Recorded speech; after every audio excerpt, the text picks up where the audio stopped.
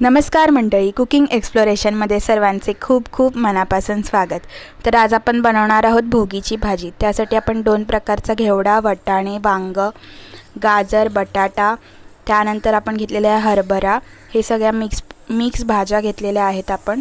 तर आता आपण फोडणी देऊया। तर इथे 2 पळी तेल घेतलेले आहे पॅनमध्ये, त्यानंतर राई जिरं आपण घातलेलं आहे त्यात। आता कढीपत्ता घातलेला आहे। तेल गरम झाल्यावरच फोडणी द्यायची आहे, मग छान फोडणी देता येते।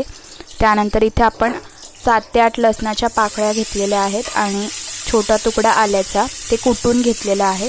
आता व्यवस्थित मिक्स करायचं आहे आणि त्यानंतर आपण त्यामध्ये कांदा घालणार आहोत। कांदे इथे 2 घेतलेले आहेत मोठे, आणि कांदा घातल्यावर व्यवस्थित थोडा शिजवायचा आहे आणि त्यानंतर त्यामध्ये आपण सगळे मसाले घालणार आहोत। तर इथे हिंग घातलेला आहे, त्यानंतर अर्धा चमचा हळद घालायची आहे, 1 चमचा धणे पावडर, 1 चमचा बडीशेप पावडर घातलेली आहे। त्यानंतर इथे लाल तिखट आपण थोडंच घालणार आहोत आणि गरम मसाला इथे घालत आहोत आपण, 1 चमचा गरम मसाला घातलेला आहे। त्यानंतर आपण अर्धा चमचा काश्मीरी लाल मिरची पावडर, हे सगळं घालायचं आहे। आता आपण त्यामध्ये मीठ घालून घेऊया चवीनुसार। तर इथे मी 1 छोटा चमचा मीठ घातलेला आहे आणि व्यवस्थित मिक्स करून घ्यायचं आहे कांद्यांमध्ये मसाले। त्यानंतर इथे आपण जे बटाटा, गाजर आणि टोमॅटो कापून ठेवलेलं ते घालायचं आहे। तर इथे पहिले बटाटा आणि गाजर घालून घ्यायचं आहे, टोमॅटो नंतर घालायचं आहे। बटाटा आणि गाजर 2 ते 3 मिनिटं परतवायचं आहे।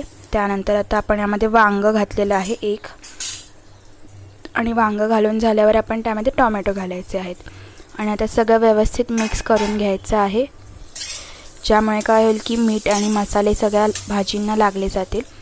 तर आता आपण ज्या हरभरा, वाटाणे, घेवडा 2 प्रकारचा ह्या सगळ्या भाज्या घेतल्या होत्या त्या घालून घ्यायच्या आहेत।